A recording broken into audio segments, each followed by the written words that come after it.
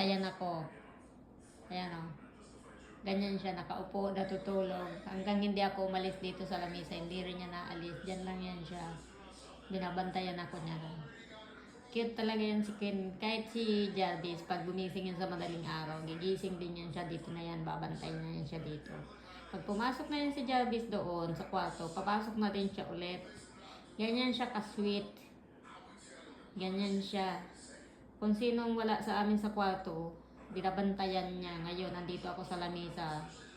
Kasi katapos ko lang kumain galing gym. Ganyan yan siya. Nakaupo lang yan siya.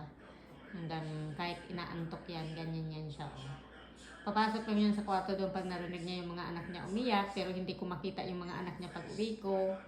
Hindi ko alam kung saan niya na naman niya pinagtatatago. Ayan.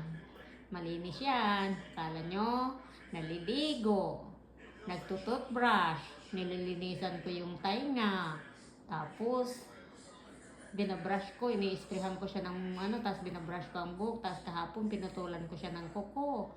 Ganyan yan siya kalinis, yung pusa namin. Kala nyo ba? Ngayon hindi na siya nagkati-kati kasi may pang-spray binili sa kanya yung asawa ko. Ayan. Hindi na yan, ganyan lang yan siya, upo lang yan dyan hanggang sa pag tumayo ako, pumasok ako sa kwarto, susunod din yan. Ganyan yan siya ka-sweet. Nakaupo siya dyan, oh. Parang, na-frozen na naman siya. Ganyan yan siya, na-frozen na naman si Queen. Kala nyo ba? Mabait yan, matalino yan. Babantayan ka niyan hanggang nasa dito ka lang.